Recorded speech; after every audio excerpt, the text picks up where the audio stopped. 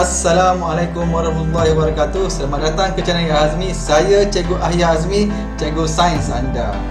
Video kali ini, Cikgu akan menerangkan satu lagi tajuk berkaitan dengan topik sains, iaitu pengeluar dan pengguna.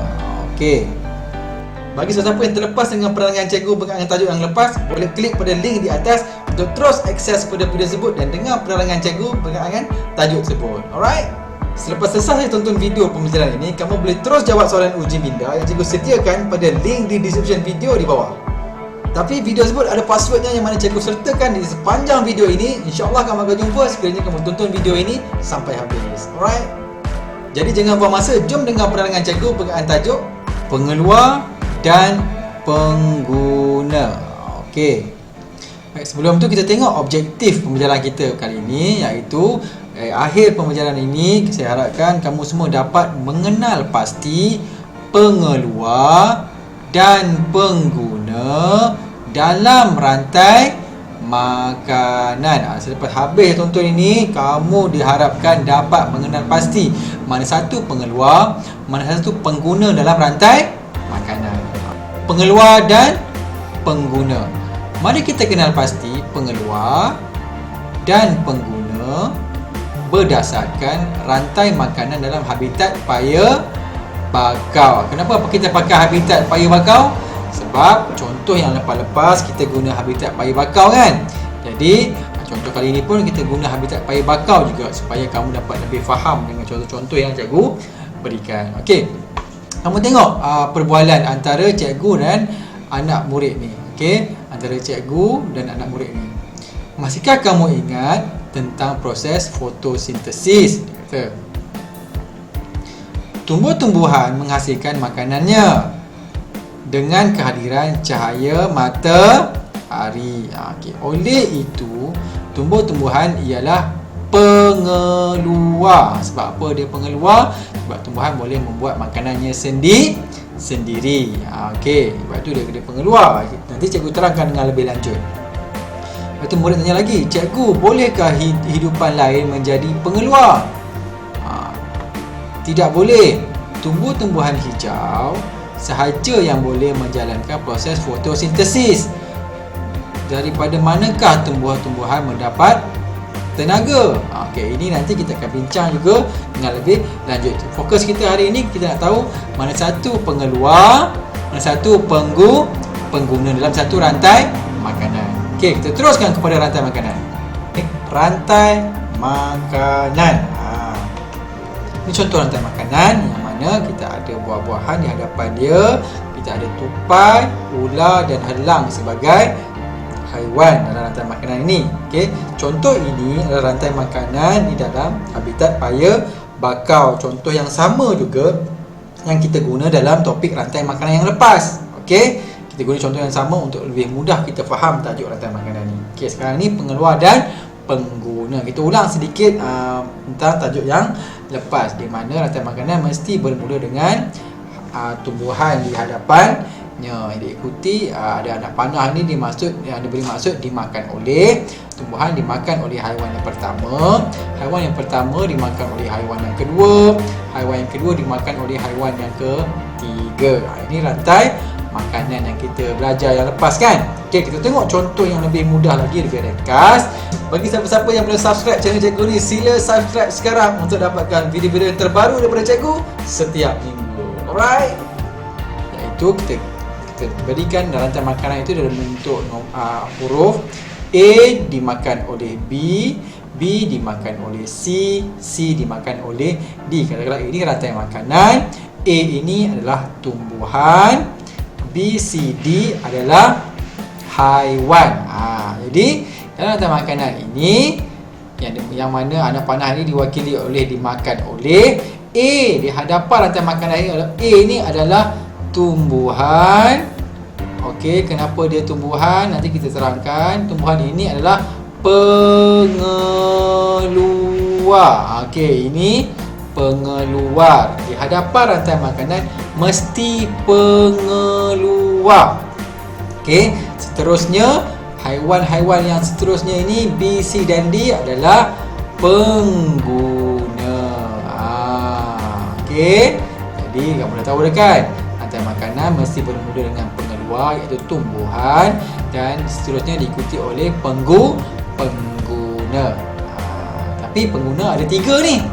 Jadi kita beri nama pengguna pertama, pengguna kedua dan juga pengguna ketiga. Okey. Jadi haiwan yang pertama ni pengguna yang pertama, haiwan yang kedua pengguna yang kedua, haiwan yang ketiga pengguna yang ketiga. Okey.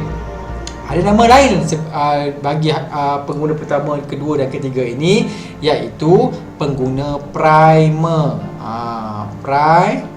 Primer. Okey, pengguna pertama ataupun pengguna primer. Pengguna kedua, pengguna sekunder. Sekunder ataupun second. Primer ni prime. Sekunder, second. Jadi pengguna ketiga pergi apa? Kalau pengguna pertama prime, pengguna kedua sekunder, second, pengguna ketiga tertier. Tertier. Jadi pengguna pertama pengguna primer, pengguna kedua pengguna sekunder, pengguna ketiga pengguna tertier, nama lain dia. Jadi kamu kena biasakanlah dengan nama-nama ini, nanti keluar dalam soalan kamu tak tahu pula. Okey? Jadi pengeluar mesti di hadapan rantai makanan, pengguna seterusnya diikuti pengguna pertama, kedua dan juga ketiga. Kata laluan untuk soalan uji minda kali ini adalah 721. Cikgu ulang, 721. Selamat jawab soalan. Jadi di sini kita bagi contoh buah-buahan ini adalah pengeluar. Seterusnya pengguna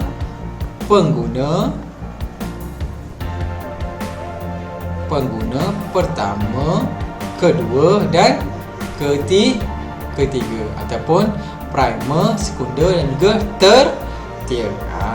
Dapat boleh? Itulah dia pengguna dan juga pengeluar dalam satu rantai makanan. Jadi ada yang bertanya, mesti ke rantai makanan mesti bermula dengan tumbuh-tumbuhan di hadapannya? Tak boleh ke dia rantai makanan bermula dengan haiwan? Jawapannya tidak boleh. Sebab apa? Sebab tadilah kan, sebab apa? Tumbuhan boleh membuat makanannya sendiri. Jadi dia tak perlu makan apa-apa, dia boleh buat makanannya sendiri. Haiwan tak boleh.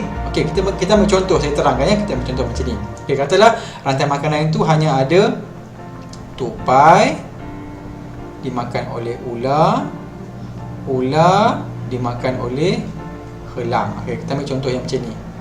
Okey, rantai makanan ni tak ada tumbuhan di hadapannya. Okey, tupai dimakan oleh ular. Okey, jadi ular hidup, dia ada makanannya tupai. Ular dimakan oleh helang. Jadi helang hidup, dia boleh makan ular sebagai makanan dia kan. Jadi tupai makanannya ular, ular makanannya helang. Tupai nak hidup macam mana? Dia makan apa? Jadi dia tak ada makanan kat sini. Sebab tupai tidak boleh membuat makanannya sendiri. Dia kena makan sesuatu. Dia kena makan tumbuh-tumbuhan, makan buah. Jadi tupai dia kena makan. Jadi kalau rantai makanan bermula dengan haiwan yang mana dia tak boleh membuat makanannya sendiri, jadi haiwan tersebut akan mati. Tupai di hadapan sekali, jadi dia mati, dia tak ada makanan. Jadi tupai mati. Bila tupai mati, apa jadi pada ular? Ular tak ada makanan, ular pun akan mati. Okey, ular pun akan mati. Bila ular mati, apa jadi pada helang? Helang tak ada makanan, helang pun akan mati. Jadi rantai makanan ini tidak wujud. Disebabkan oleh rantai makanan tidak bermula dengan tumbuhan. Berbeza dengan macam ni. Okey, helang makanannya ular. Ular makanannya tupai. Tupai makanannya tumbuhan ni. Tumbuhan makanannya apa? Tumbuhan boleh membuat makanannya sendiri melalui proses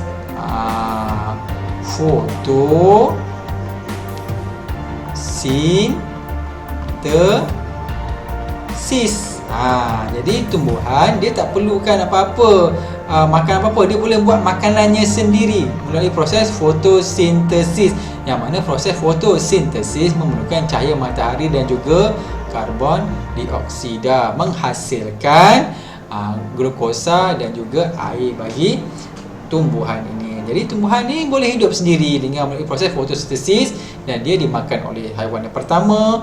Haiwan pertama dimakan oleh haiwan yang kedua. Haiwan yang kedua dia boleh makan haiwan yang ketiga. Sebab itu rantai makanan perlu bermula dengan pengeluar, iaitu tumbuhan. Nampak ya? Baik, itulah rantai makanan kena bermula dengan tumbuhan. Okey? Boleh? Okey, kita tengok contoh yang lain pula. Okey, mana pengeluar dalam rantai makanan ni? Ini contoh pengeluar. Ini contoh rantai makanan di kebun sayur. Tak silap ya. Kebun sayur. Jadi di hadapan ini semestinya adalah pengeluar. Yang ini pengguna. Pengguna. Ini pengguna. Haiwan ni pun pengguna. Pengguna yang keberapa? Peluncas pengguna pertama, ayam pengguna kedua, ular pengguna yang ketiga. Ataupun nama lain dia peluncas ni pengguna primer. Ayam pengguna sekunder. Ular pengguna tertier. Dapat ya, primer, sekunder, tertier. Boleh ya? Baik, itu saja penerangan cikgu berkenaan dengan tajuk pengeluar dan pengguna, dan cikgu harap kau dapat mengenal pasti pengeluar dan pengguna dalam rantai makanan. Mudah sahaja. Okey, di hadapan rantai makanan ini adalah pengeluar, seterusnya adalah pengguna. Okey, yang mana pengguna pertama, kedua dan juga ketiga. Okey, kita jumpa lagi pada tajuk yang seterusnya, iaitu hubungan makanan dengan proses fotosintesis. Ini lebih lanjut lagi ya, kita akan bincang. Okey, sekiranya kamu dapati video ini beri manfaat kepada kamu dan memahamkan kamu berkaitan dengan topik ini, sila tekan butang like, share dan komen video ini untuk beri cikgu semangat untuk terus menghasilkan video-video yang berkualiti untuk kamu. Alright, sehingga kita berjumpa lagi pada tajuk yang seterusnya. Saya Cikgu Ayah Hazmi, cikgu sains anda. Bye-bye.